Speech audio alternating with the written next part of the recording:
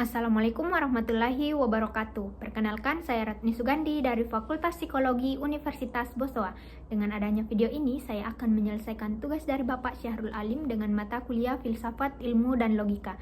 Nah, saya akan membahas materi tentang bab 3, yaitu pengetahuan dan ukuran kebenaran. Pembahasan yang pertama yaitu bagian A, definisi dan jenis pengetahuan. Pengetahuan membahas secara etimologi dan secara terminologi. Secara etimologi, pengetahuan berasal dari bahasa Inggris yaitu knowledge. Dalam Encyclopedia of Philosophy dijelaskan bahwa definisi pengetahuan adalah kepercayaan yang benar. Oke, kita akan masuk di bagian 1 yaitu jenis pengetahuan. Jenis pengetahuan ini menurut Bapak Baharudin Salam mengatakan bahwa pengetahuan yang dimiliki manusia itu ada 4, yaitu yang pertama ada pengetahuan biasa.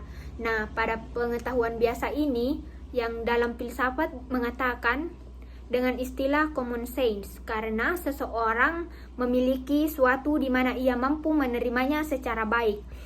Contohnya pada kehidupan sehari-hari itu misalkan warna merah. Orang-orang menyebutnya merah karena memang pada dasarnya itu berwarna merah dan sudah dibuktikan. Kemudian ada panas atau suhu.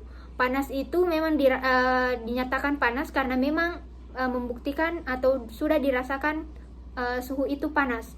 Nah, berarti keyakinan ini bisa dikatakan pengetahuan umum atau semua orang bisa tahu. Kemudian pengetahuan yang kedua ada pengetahuan ilmu, yaitu ilmu sebagai penerjemah dari sains. Dalam artian sempit, sains diartikan untuk menunjukkan pengetahuan alam, suatu pengetahuan yang berasal dari pengalaman dalam kehidupan sehari-hari, serta mode berpikir secara objektif atau objective thinking. Tujuan ini untuk menggambarkan dan memberi makna terhadap dunia faktual. Pengetahuan yang ketiga ada pengetahuan filsafat. Pengetahuan filsafat ini adalah pengetahuan yang diperoleh dari pikiran yang bersifat kontemplatif dan spekulatif. Nah, pengetahuan filsafat tersebut menekankan pada universal dalam kedalaman kajian tentang sesuatu. Filsafat akan membahas tentang hal yang lebih luas serta mendalam.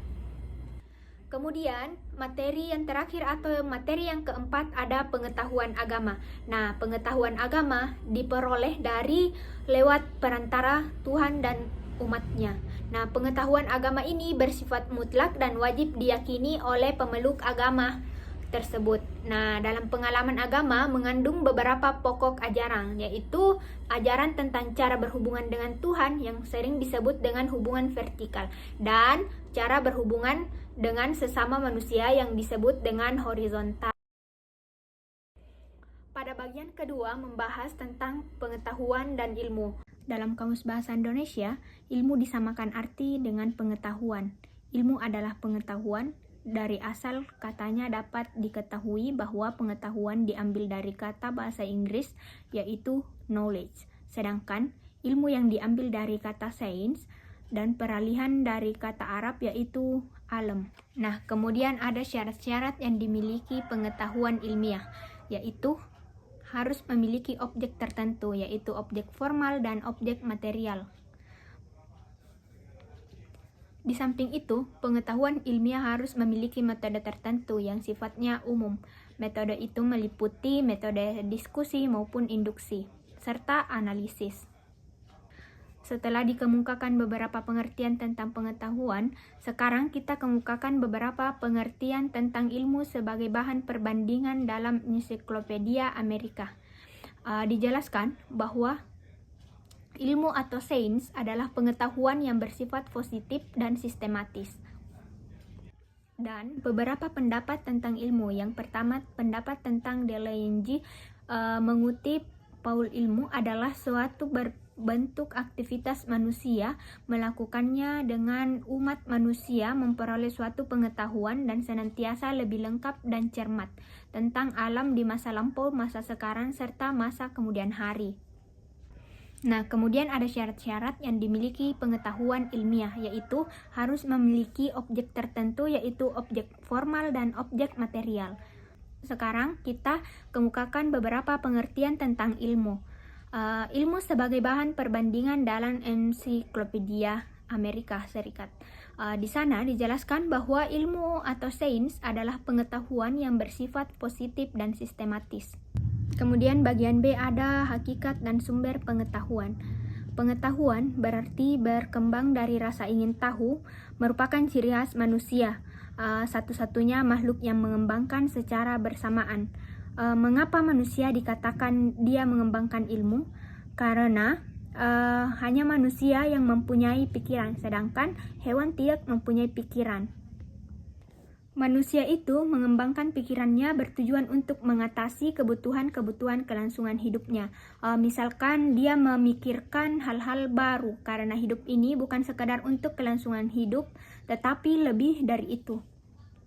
Mengembangkan kebudayaan manusia juga memberi makna kepada kehidupan manusia, termasuk memanusiakan manusia, memanusiakan diri dalam hidupnya. Pengetahuan manusia mampu dikembangkan disebabkan beberapa hal. Ada dua, yaitu yang pertama, manusia mampu mempunyai bahasa yang mampu dikomunikasikan informasi dan jalan pikiran yang melatar belakangi informasi tersebut. Kemudian yang kedua, menyebabkan manusia mampu mengembangkan pengetahuannya dengan cepat adalah kemampuan berpikir menurut suatu alur kerangka berpikir tersebut. Pada pembahasan ini, hakikat pengetahuan meliputi apa itu pengetahuan dan bagaimana memperoleh pengetahuan tersebut. Dalam hal ini, merupakan bagian dari kajian filsafat atau pengetahuan, yaitu yang pertama ada hakikat pengetahuan. Hakikat pengetahuan pada dasarnya adalah keadaan mental. Mengetahui sesuatu adalah menyusun pendapat tentang suatu objek, dengan kata lain menyusun gambaran fakta yang ada di luar akal. Yang kedua ada teori untuk mengetahui hakikat pengetahuan, yaitu yang pertama ada realisme, mempunyai pandangan yang realistis terhadap alam, percaya bahwa sesuatu atau cara lain ada hal-hal yang dapat dilihat dari alam. Kemudian ada idealisme. Idealisme menegaskan bahwa untuk mendapatkan pengetahuan yang benar-benar sesuai dengan kenyataan adalah mustahil. Pengetahuan adalah proses mental atau proses psikologis yang bersifat subjektif. Dalam hal ini, ada beberapa pendapat tentang pengetahuan, antara lain empirisme. Berasal dari kata Yunani yaitu empiris yang berarti pengalaman. Nah, menurut alirannya, manusia memperoleh pengetahuan melalui pengalaman. Jadi, dalam empirisme, sumber utama untuk memperoleh pengetahuan adalah data empiris yang diperoleh panca indera. Akal tidak berfungsi, kalaupun ada, itu sebatas hanya ide-ide yang kabur. Selanjutnya, bagian B ada rasionalisme aliran yang menyatakan bahwa akal adalah dasar kepastian pengetahuan manusia, memperoleh pengetahuan melalui kegiatan menangkap objek. Kemudian yang bagian C ada intuisi. Menurut Henry Bergson, intuisi adalah hasil evaluasi pemahaman yang tertinggi.